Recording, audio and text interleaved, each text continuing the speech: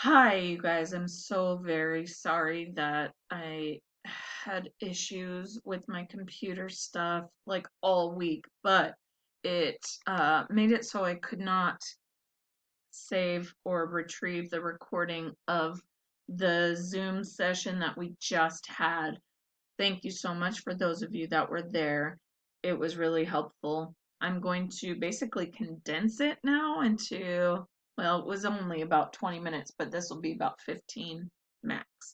So, um, first let me say the midterm is open on Monday at 9. Um, you are allowed to use your study guide on the test. This is on my IoT, so hopefully you can find it there. Um, the test is in um, chronological chapter order and not in order of the weeks that we learned it. So, for example, the first couple of questions are going to be from chapter 3. The very last questions are going to be from chapter 23, even though we learned chapter 23 at the same time as chapter 3. So it'll just go in like numerical order, which is helpful, if you use the study guide.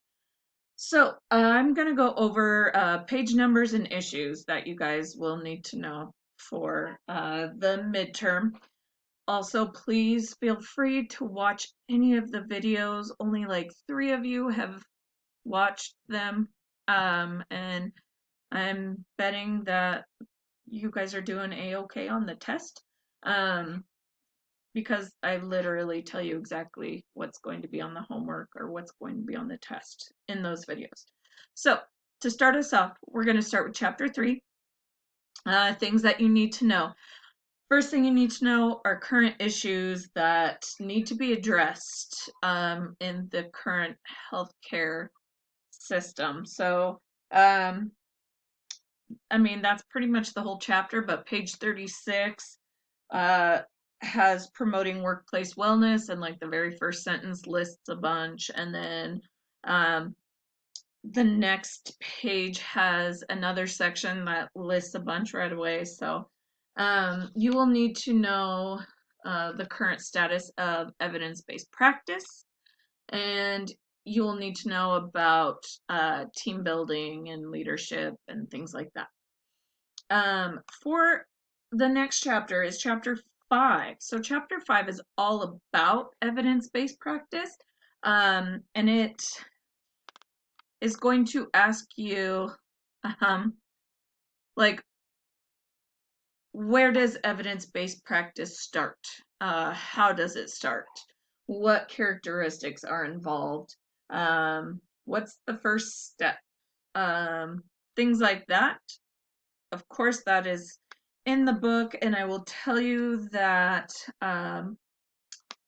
let's see,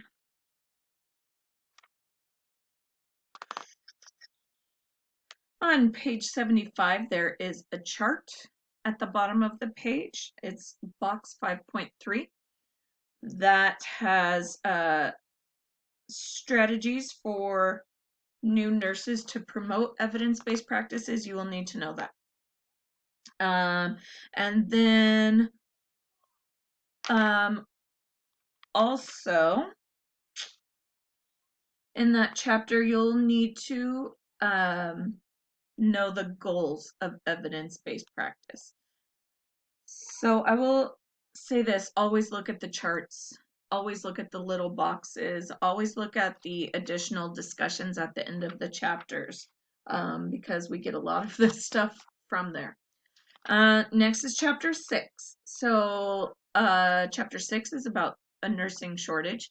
On page 88, there is a box that gives causes of a nursing shortage.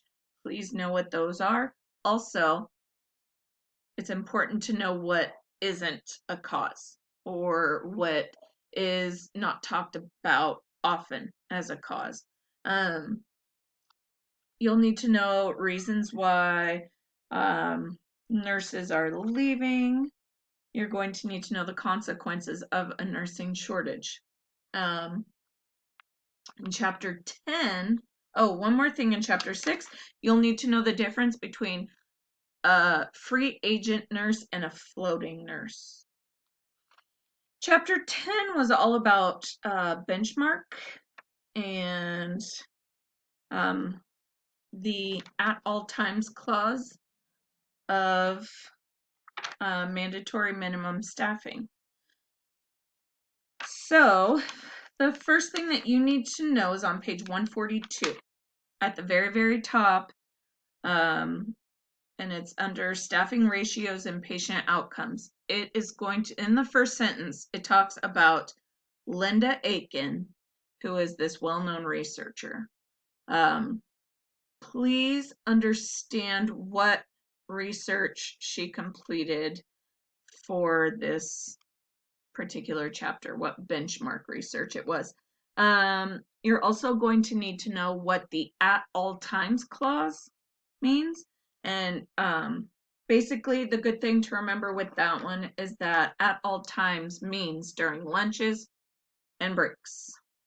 So you always have to have enough staff coverage to give the rest of the staff lunches and breaks, which is hard for smaller hospitals that can't afford to pay that many nurses. But it's required. You will need to know the main reason for changes in the skill mix of nurses. So you could find that in the conclusion on page 151, as well as some other places in this chapter. And please know the idea of the California issues that they had and what the minimum staffing ratios actually are now. Next is chapter 11. That was mandatory overtime, also known as forced overtime. That's very important. For this, you will need to know what client abandonment is and what constitutes that. You will need to know why you need to be a conscientious objector to get time off. It's forced overtime, so you have to do it. The Fair Labor Standards Act talks about the pay that you're required to get. So basically, that's like the difference between hourly pay and time and a half or double time and a half. So the Fair Labor Standards Act talks about that. And that is on 157. And then, let's see. Next is chapter 12. Chapter 12 was this week. And so chapter 12 talked about healthy work environment and really dealt with incivility and bullying. So you will need to know what third-party violence is. That's, violence between a patient and a nurse, or a patient family member and a nurse, or anything that's outside your peer group. You will also need to know different types of violence: third-party violence, horizontal violence, bullying and mobbing violence, physical violence. On pages 172 and 173, it is like nothing but charts. Lots of different little bullet point lists that talk about types of violence and who does it and why.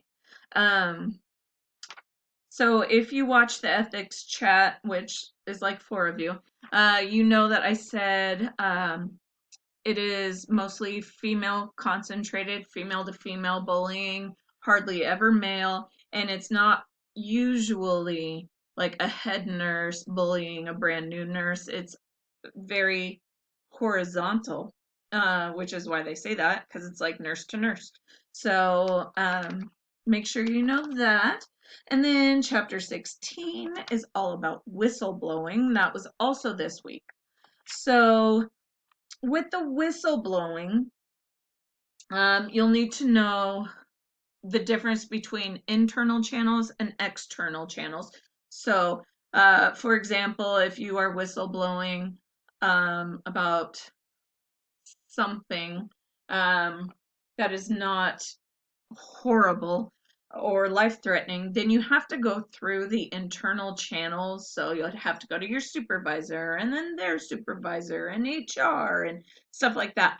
If it is life-threatening to a patient, you are allowed to go to the external sources, or the media basically is the main external source.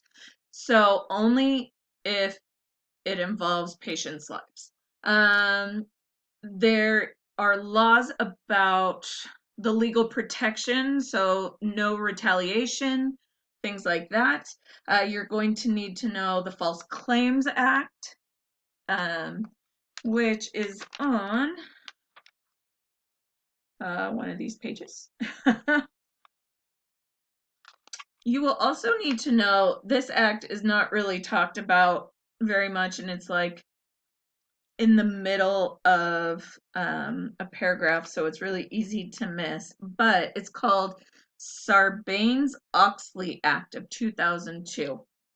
So please know like what that protects and who that protects. So the False Claims Act is on page 238. And then I believe the other is somewhere on page 239. Again, it's like in the middle of a paragraph, one sentence about it. But it will be on the midterm.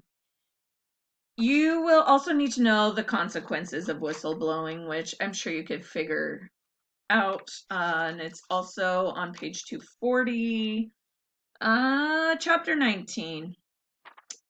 Chapter 19, you will need to know point of care testing definition. You will also need to know about when using robotics is appropriate, the barcodes and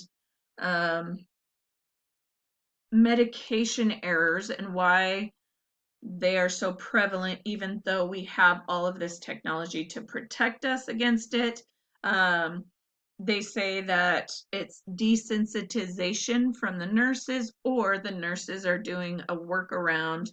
They are going from step A to step D because they know how and they don't have time for B and C, but you have to go through the steps and the proper channels. Then we've got chapter 23, our very last one.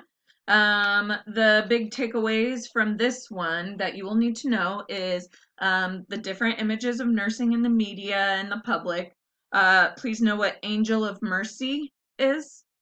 You will also need to know terms that describe nurses and how we can change the public's view of nursing.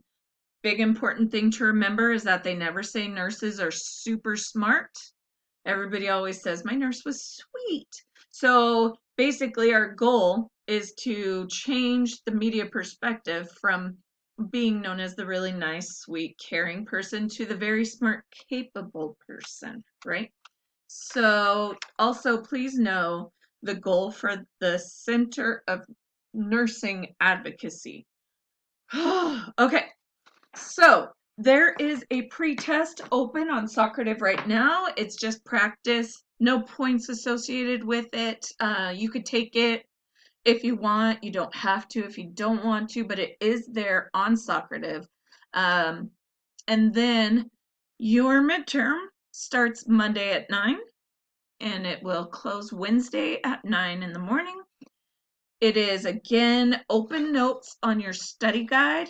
So make sure you're taking notes and using the study guide.